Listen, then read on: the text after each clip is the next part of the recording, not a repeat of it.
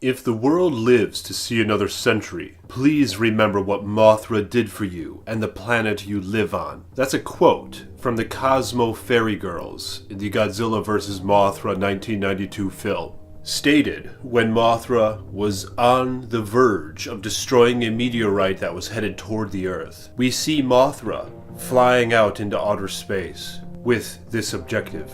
It was a pretty damn cool movie. It's the first time I've seen it, the Godzilla vs. Mothra film, and some unexpected occurrences went down. I didn't realize that Godzilla and Mothra were going to be enemies until the end, as I was under the assumption that they were both bearers of the Earth, and they aimed to help preserve it. And although this has been an ongoing theme with both the kaiju monsters, they were at odds continually throughout the film. And we know now that Mothra will be a part of the upcoming Godzilla King of Monsters film, as well as Rodan and King Ghidorah. I was under the assumption, up until now, that the plot would be quite simple. Godzilla and Rodan would battle it out, King Ghidorah would emerge, and then Godzilla, Mothra, and Rodan would end up teaming up against King Ghidorah in order to defeat the greater evil. But I could be wrong.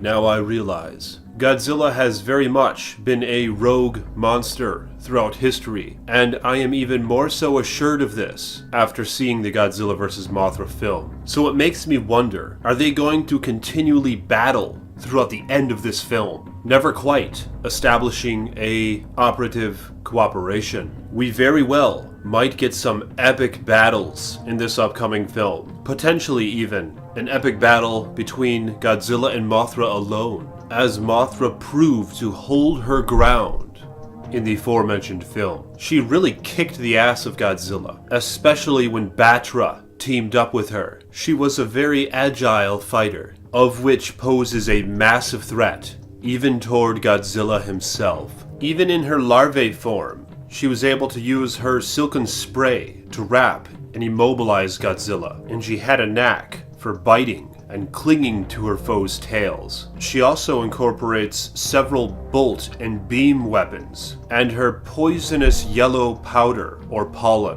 that she also used to immobilize Godzilla and Batra. I think that Mothra is going to be a key element to this upcoming film, and she very well might be the deciding factor on the defeat of King Ghidorah. And although I speculate her, Rodan, and Godzilla will ultimately team up, I do question how noble these kaiju will actually be toward one another. As far as I can tell, Godzilla and Mothra care not of one another, and this very well might likely remain to be a theme throughout this upcoming sequel. But what do you guys think? Are they going to be a cooperative team, or is there going to be more to it, where even upon the supposed defeat of King Ghidorah, Godzilla and Mothra will still be battling it out? Let me know in the comment section your thoughts on these matters, and like this damn video if you haven't yet. For I am the Iceman.